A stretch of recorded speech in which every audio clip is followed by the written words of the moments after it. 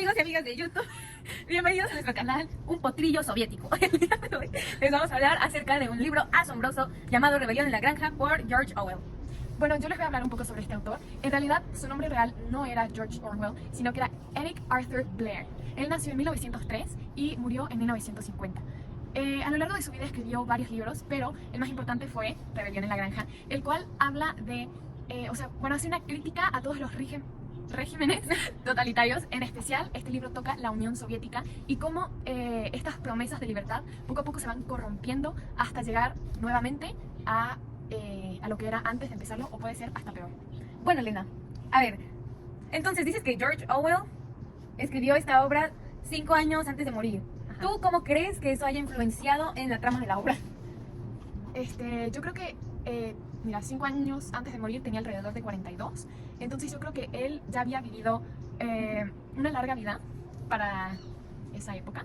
Entonces yo creo que él ya tenía como todas estas historias bien entendidas, y también él nació en India Británica, si no me equivoco. Entonces yo creo que al estar tan cerca de Rusia, como que le llegaban todas las noticias y se iba enterando poco a poco de lo que pasaba. Entonces yo creo que no afectó, sino que le influyó en todo este conocimiento. Gracias. Bueno, muchas gracias, Elena. Ahora empecemos, veamos en sí de qué va la trama. Comencemos por el inicio, el capítulo 1. En el capítulo 1 se nos muestra cómo el señor Jones está borracho y se va a dormir, un día normal en su granja. Pero algo extraño sucede. Dentro del granero principal encontramos a todos los animales reunidos, porque el cerdo mayor, el cerdo más viejo de 12 años, tuvo un sueño. ¿Pero qué soñó? ¿Qué soñó? Esa es la pregunta. De eso va todo el primer capítulo. Este cerdo mayor soñó que los animales podían ser libres, salir del control de los humanos, que, por cierto, son muy inútiles porque no producen huevos, no producen leche, no producen absolutamente nada, pero por algún motivo se llevan todo y dejan a los animales mal y los matan cuando ya no les están rindiendo.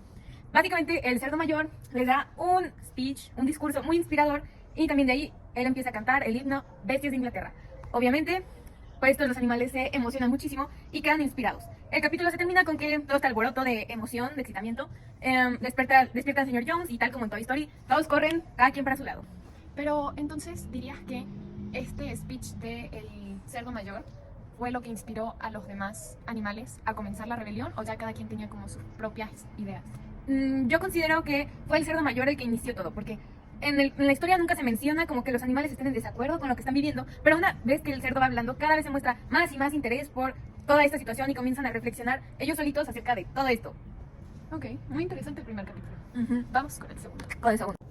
Ok, el capítulo 2 yo considero que es el más crucial para toda la historia. En este capítulo, el cerdo mayor muere después de dar su gran discurso, y por suerte esto no termina con él, sino que Snowball y Napoleón, que son otros dos cerdos, continúan con todo su movimiento y lo llaman el animalismo. Después la historia continúa y llega el día de la cosecha. Entonces el señor Jones seguía muy distraído y no estaba dándole de comer a los animales. Los animales se hartaron completamente de esto y expulsaron a todos los humanos de la granja. Entonces ellos se quedaron de que lo logramos y fue muy fácil. Entonces ahora seguía lo más importante: controlar la granja sin los humanos. Para hacer esto decidieron que tenía que haber 7 mandamientos. Todo lo que camina en 4 patas o tiene alas es amigo. Ningún animal usará ropa.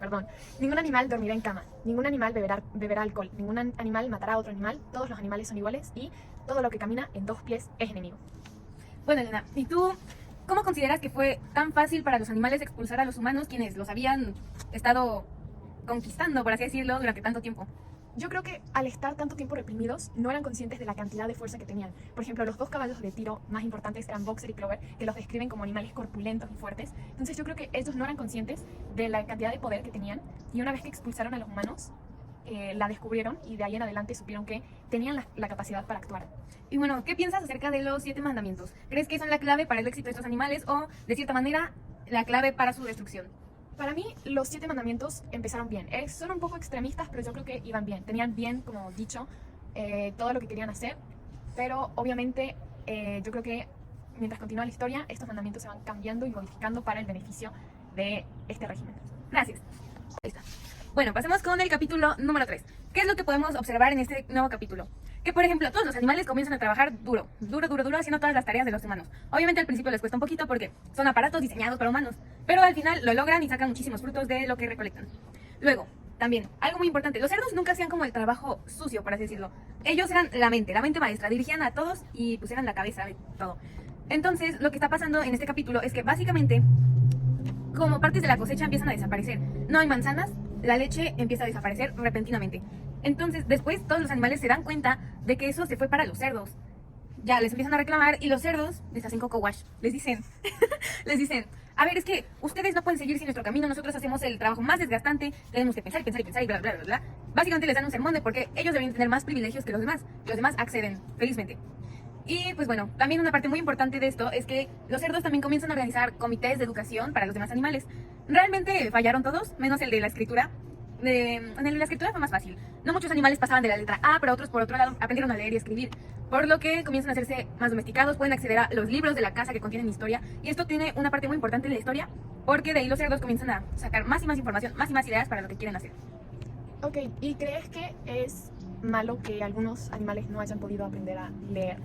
Yo creo que sí es malo porque en algún momento, todavía no, pero como todos sabemos, las cosas empiezan por una idea buena, pero terminan volviéndose peor de lo que combatieron. Entonces, si un animal no sabe leer, no sabe escribir, pueden verle la cara de tonto, por no decir otra palabra, se la pueden ver, pueden hacerlo hacer cosas que no quiere.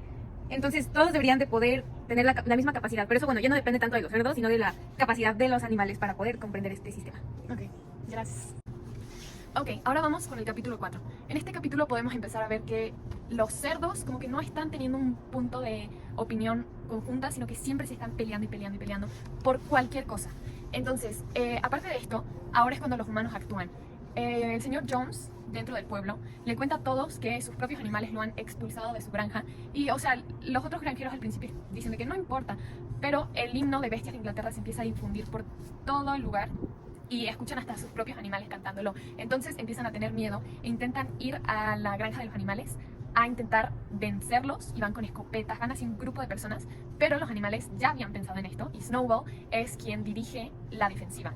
Los echan, o sea, hay toda una guerra en el establo de las vacas y ya consiguen echarlos. Tristemente fallece uno de los animales, una cabra, pero vencen. Entonces deciden hacer el día conmemorativo de la guerra del establo de las vacas. Y bueno, yo creo que básicamente sería eso, porque la pelea fue lo más relevante del capítulo 4. Perfecto, Elena. A ver, ¿tú qué consideras? Podemos observar que el caballo, bueno, es que en una parte del capítulo, el caballo pues patea a una de las personas. Este caballo Boxer piensa que está muerto. ¿Tú consideras que los animales también tienen ese razonamiento para saber que incluso si sus enemigos son sus enemigos, no deben de morir? ¿Tú consideras que esos animales tienen la capacidad para razonar? ¿O si son todos o no son ninguno? O sea, yo creo que dentro de esta historia todos los animales tienen la capacidad de razonar porque está haciendo una crítica a la sociedad. No se está refiriendo 100% a los animales, sino a las personas. Entonces, yo creo que Boxer y los otros animales de la historia sí pueden llegar a tener esta capacidad de decir, lo maté, y sentirse mal por eso. Entonces, Boxer dice, no quiero matar a nadie, no importa que sea humano o animal. No, o sea, él sabe que es fuerte, no lo quiere usar para mal. Gracias. Eso ha sido todo. Suscríbanse a nuestro canal y dejen su me gusta. Esperemos que les guste el libro de Rebelión en la Granja. Y bueno, prendan la campanita para recibir notificaciones de un potrillo soviético. Gracias. Hasta luego.